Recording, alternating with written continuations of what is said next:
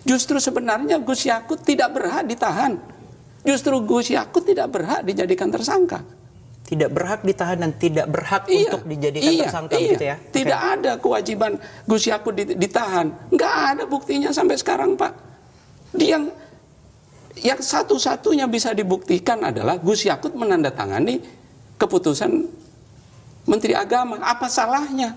Itu kewenangannya, gitu Pak. Nggak ada, Pak. Yang lain, Pak, semua yang lain saya nggak bisa bicara. Kan sudah ada berita di media, rekeningnya berapa, uangnya berapa, terima uang berapa. Kalau itu, Pak, kalau itu yang terjadi, kita angkat tangan, Pak. Kita angkat tangan. Saya juga benci, Pak, sama korupsi, Pak. Terus terang saya benci, Pak.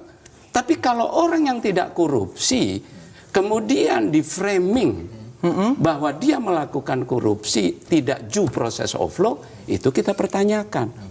Pak, audit BPK menyatakan mengenai penyelenggaraan haji 2024 ada efisiensi 600 miliar. Dan ini produk hukum, Pak, belum pernah dibatalkan. Kan mestinya itu dulu dikoreksi.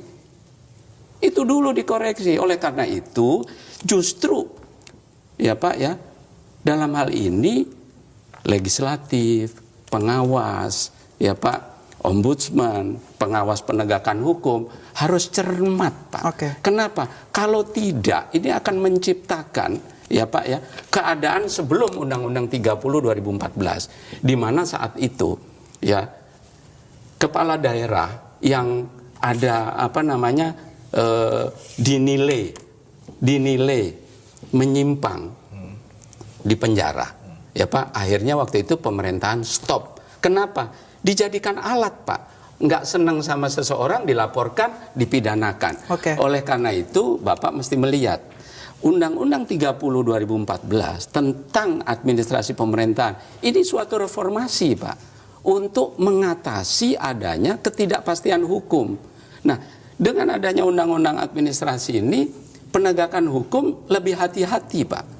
Tidak ada lagi, Pak, bupati penyelenggara negara yang ditangkap tanpa adanya penerimaan uang. Nggak ada, Bapak boleh cek.